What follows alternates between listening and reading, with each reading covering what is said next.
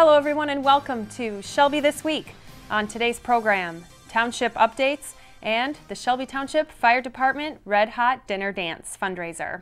All these stories plus much more, but first, some changes going on in the township. The recent retirement of former police chief Roland Wolkers opens the chief position, and 6 other police officials retired recently, changing up the dynamics. But safety for our residents and the police department take priority.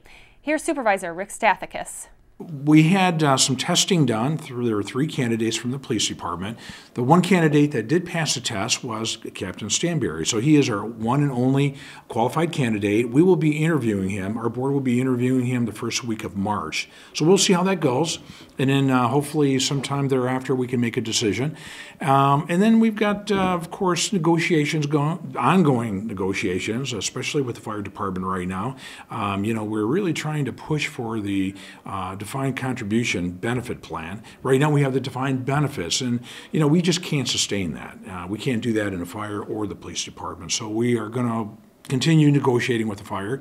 With the police, we've already been through some negotiations, and it looks like it's heading toward arbitration, but hopefully before it gets to arbitration, we can still maybe cut some kind of deal, because again, we are, at the very least, at some level, we want a defined contribution benefits plan for both police and fire, because that's kind of where it needs to go, at least for new employees. So that's what we're pushing for. And then, of course, we have our reduction plan in place. We're looking for every kind of way possible that we can save some money in the police department. And that's also ongoing in the fire department. So it's not like, well, we do it once and we're done. It's continuous improvement. And I think the board as a whole was very happy with a lot of the changes that the police department staff has already made in that department. So, it's all good. We need to make more progress, and we're pushing for more progress. And I expect to see a lot more in 2014. Deficit reduction. The formal name started 8 months ago, but it's something they've done in all departments since 2008. So it's a continuous process. It's not really, just a one-time thing. So we gave it a name, deficit reduction, because of the vast need, especially in the police department, because we're running, almost a $2 million per year deficit, and we can't do that forever. So we're looking for some results, and we've gotten results from the staff. I think they've done a great job at the police department, and we're looking for some more changes without, having a decline in services. And as long as we can do that, I think everybody wins. Upcoming developments, cutting costs, saving money, always imperative. And regarding the candidate interview for the police chief position, that will happen March 3rd. We will keep you up to date with that report. If you want to sign up for the Citizens Police Academy, there's still spaces available. This is a 6-week class offered by the Shelby Township Police Department, giving residents insight into how police officers perform their duties.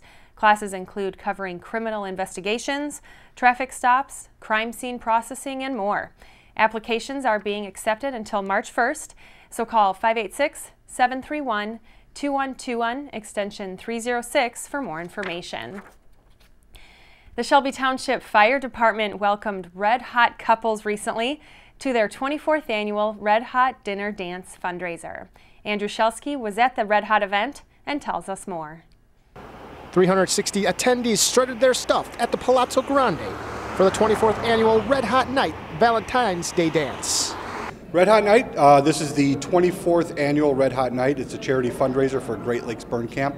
It's a Valentine's dinner dance that we host every year, raising money for the burn camp, which provides free service to the campers, no charge to the families, where the burn kids can go and they get to be in a camp environment with other kids that are just like them. They're no longer the odd person. They're no longer the one that has the burns, because everyone has burns there. So it's a great charity that we support fully. The tickets range $130 to $235 per couple, depending on if you wanted to stay at the Shelby Township Hampton Inn for a night. This charity event is a Valentine's dinner dance. So what we have is we have dinner, dance, raffle prizes, 50-50, various fundraisers to raise money that we donate right to the burn camp. All proceeds go right to the burn camp.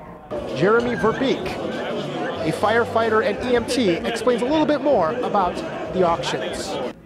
Well, tonight we have several different fundraising events. We have a diamond champagne raffle. We have 100 champagne glasses. There are 99 cubic zirconias on the stems. One of them is a half-carat diamond. You buy your glass. Once all the glasses are sold, we tell you which person won the half-carat diamond. We also do 50-50. We do silent auction raffles. We also do actual ticket raffles as well. And on this red hot night, they raised over $12,000 for the Great Lakes Burn Camp.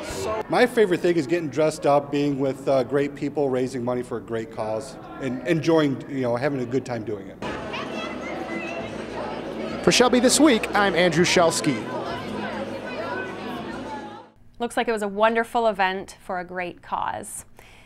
Students looking for jobs? Utica Community Schools is sponsoring its Career Expo on Thursday, March 20th.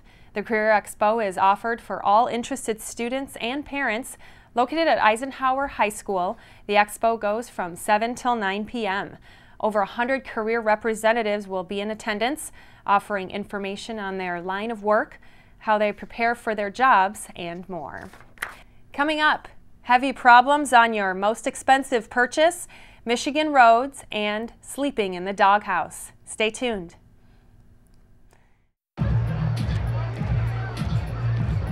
If you drive buzzed, it could cost you around $10,000. You'll face major legal fees, major fines, and steep insurance penalties.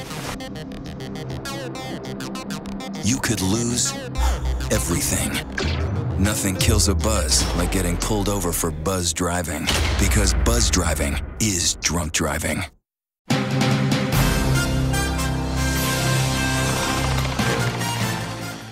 Recent snowfall and ice buildup is a major concern for homeowners in Metro Detroit.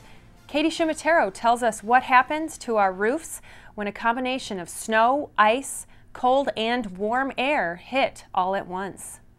Look at this rooftop. Does yours look similar? Then there's some measures you should take before the warm weather comes. This mass amount of icicle buildup in your gutters is known as an ice dam.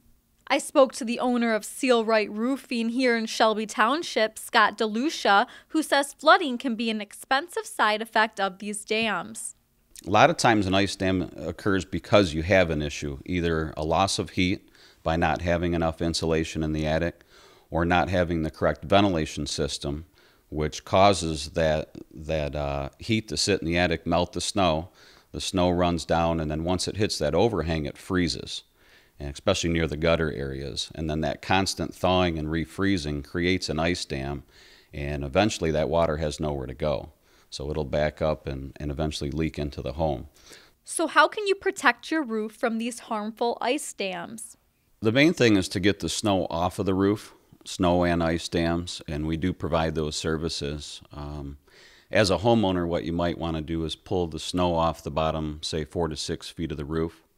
And that way, when that melts, that won't hit an ice dam. That ice dam won't be there to begin with. We've been experiencing some warmer temperatures this past week. So if you're beginning to notice some roofing issues, call a professional as soon as possible. If it's that bad and it's coming into the home, you probably want to call a professional at that point to pinpoint whether or not it is just an ice dam or if they're actually having a problem with the roof. And it's going to be hard for a homeowner to get up there and assess that. So that's something that a professional could come out and do. Then if there is an issue, we could, provide that service of at least removing the ice dam or at least temporarily solving that issue, and then come back and look at it and see if maybe the roof needs to be addressed come springtime. Scott DeLucia says Seal Right Roofing is available any time of the year to come out and give you a free estimate.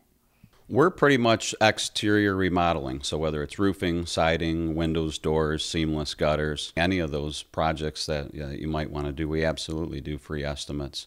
So we can come out, and sometimes if it is an ice dam, it could be near a window, or it might not be an actual roofing problem. It could be a gutter issue, but we provide all those services as far as exterior remodeling.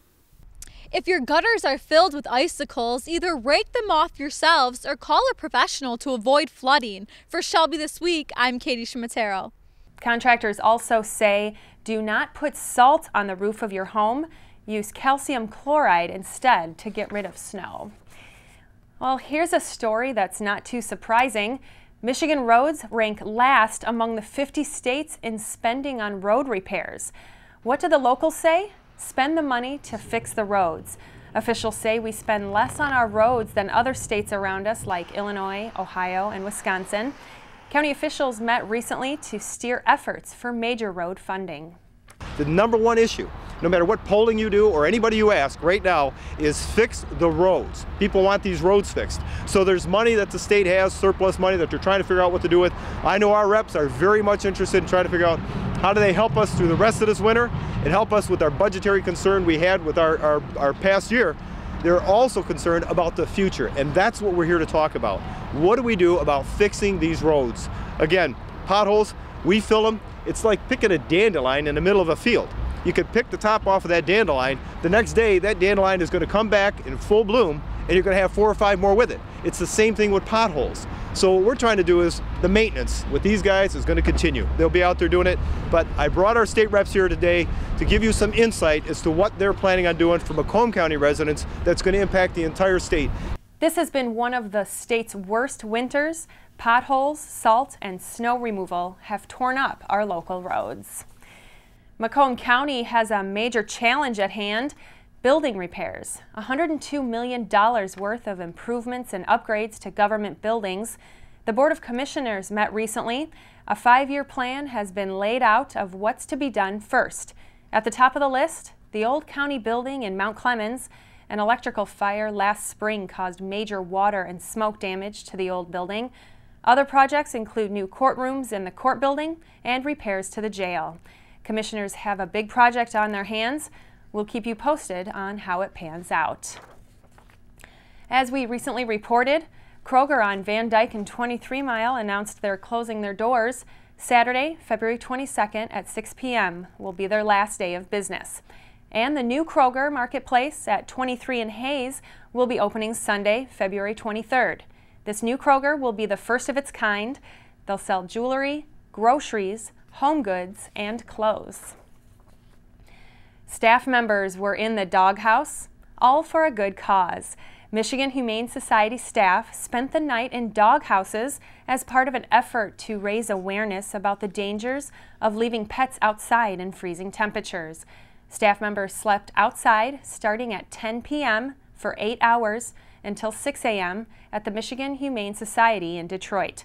The MHS says they respond to thousands of calls each year about animals that have been neglected. A new class is coming to Macomb Community College, Michigan's one-of-a-kind certified court reporting program. The event is held in lieu of National Court Reporting and Captioning Week. Shelby Township's very own Sharon Cant is in charge of this program. Sharon Cant has been a court reporter in Shelby Township at 41A District Court for over 20 years. The 2-year program teaches the basics of court reporting. For more information on court reporting, call 586-226-4722. A popular fundraising event is back by popular demand, the 8th annual Relay for Life. The 24-hour fundraiser is the largest of its kind for the American Cancer Society. Stacy Sansatera has more.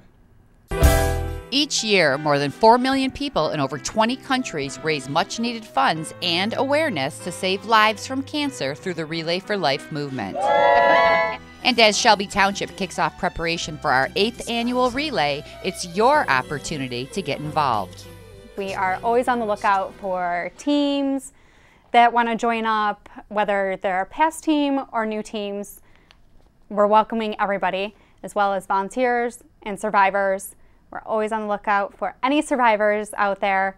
We want them to come contact us because we want to be able to celebrate their survivorship, as well as any sponsors and volunteers that might be interested in joining up. February 27th, we're going to kick off the team captain meetings.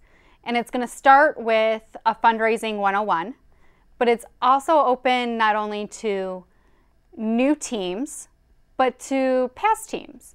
And we're going to give you a refresher on fundraising and how ACS works for you, give you more information about Relay, just kind of do a refresher course for everybody. So we'll start it on February 27th. And then the next meeting after that is March 13th. And Shelby Township has the honor of being named one of the most successful relays in the state of Michigan. And the dollars raised speak for itself. It's grown tremendously from day one when we first started.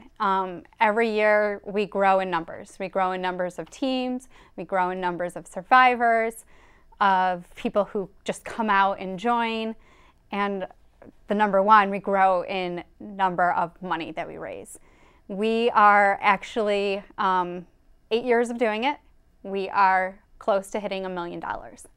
Shelby Township Relay for Life takes place Saturday, May 17th at Riverbends Park. This 24-hour event begins at 10 a.m. For more information, go to relayforlife.org and search Shelby Township, or check out their Facebook page by searching Relay for Life of Shelby Township. For Shelby This Week, I'm Stacy Sansatera. Joining a team for Relay for Life looks like it'd be a great event. A new restaurant opened their doors in Shelby Township recently. It's called the Clean Plate Restaurant. The unique food is like nothing you've eaten before. Located right here in Shelby on Hayes near 21 Mile, the Clean Plate offers healthy choices, vegan, vegetarian, and even gluten-free. Owner Amber Papour tells us more. Well, one of the things that we do try to offer is, I refer to it as transitional vegetarian food. I want any palate to enjoy what we offer. I don't want people to feel like, oh, I'm going to that vegetarian restaurant and, everything's going to taste like grass, or, it's going to be rabbit food. Just this kind of, I don't want to say general assumption, but a lot of people don't understand that actually vegetarian food tends to have more variety than most standard American food, because we can use so many different nuts, beans, seeds, legumes, grains, sprouts. Like, there's so much more variety that we offer. So I really just try to turn people onto the variety and expose them to so much more than you would find at a normal place. The Clean Plate opened their doors in December. This is Amber's second restaurant and has seen an outstanding culinary feedback. I did feel that this area was somewhat of an organic food desert. There's not a lot as far as prepared food. The grocery stores are really expanding and offering a lot more these days, but there's not a lot of options for people to get vegetarian organic food. And so, we really just wanted to get out here, give people something new, something that they would love, and the response has been amazing. There's no restaurant like the Clean Plate around Shelby, so come by and try a piece of mint chocolate chip pie, their vegetarian sloppy joes, or their Avalon organic bread. Check out the Clean Plate at 45629 Hayes Road. February is National Heart Month, a time to show your heart some love and learn about risks for heart disease and strokes. Sarah Shunk has more on heart risks for you and your loved ones. Heart disease remains the #1 killer of women in the United States, responsible for more deaths than breast cancer.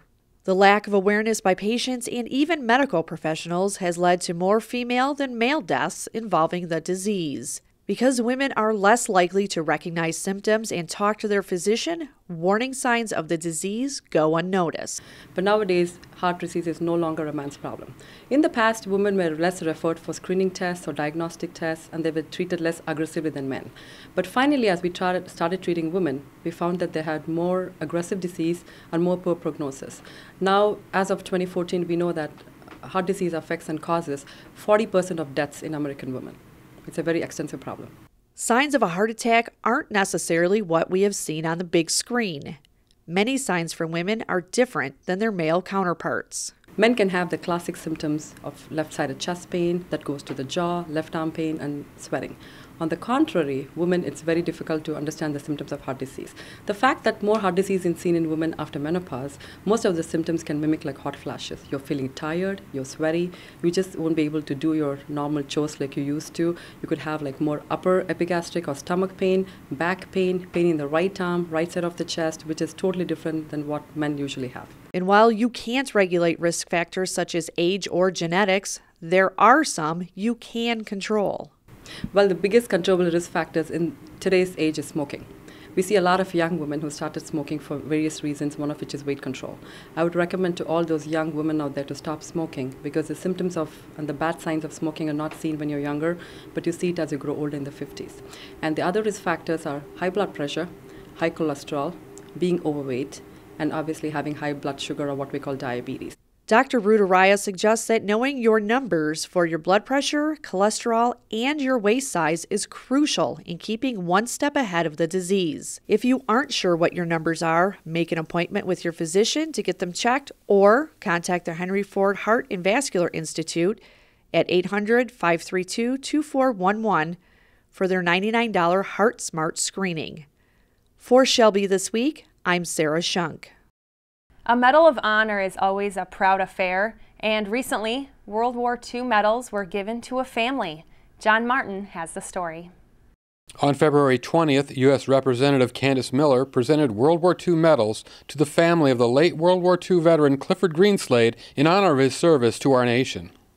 Your dad earned the European, African, Middle Eastern Campaign Medal with 1 Silver Star and 2 Bronze Stars, and the World War II Victory Medal, the American Campaign Medal, the Good Conduct Medal, and then the World War II Honorable Lapel button as well across the top. And so he was a remarkable man and served his country in such a remarkably brave way. We present these today not only to your family, but we present them today on behalf of a very grateful nation for the bravery of your father, who represents so many others.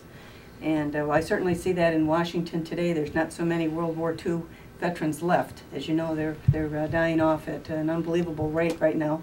And if you get a chance to go see the World War II Memorial in Washington, it is truly a moving experience to see these unbelievable patriots and heroes and ambassadors of freedom and liberty and democracy, just as your father was as well. And so on behalf of an extremely grateful nation, it's my privilege and honor to present these medals to your family. Thank you very much. Representative Candace Miller and her staff are honored to help veterans and their families to obtain appropriate medals recognizing service to our country. When Josh called me in response to our inquiry, he had indicated to me that my dad had 7 Bronze Stars. I recall seeing his discharge papers, DD-214, which had indicated that there were 5. So it became emotional, not being aware of what it was that our father was actually involved in during the war. The only thing that I was aware of was the Solomon Islands. Somewhat, and it was like going on recall about Africa. Nothing about Europe. Nothing at all. So, again, it was very emotional. He was a good guy. He was a very friendly man, very private. Never spoke of his adventures during the war, or much of anything else. Can you explain why he went in so soon? I think it had everything to do with Pearl Harbor. So in other words, the day after? The day after. For more information, contact the Representative's Shelby office at 586-997-5010. For Shelby This Week, this has been John Martin reporting. A great outcome for Mr. Greenslade's family to obtain those medals. And that's Shelby This Week. You can watch us online all the time at shelbytv.org and like us on Facebook at facebook.com/ShelbyTWPTV. Thanks for watching.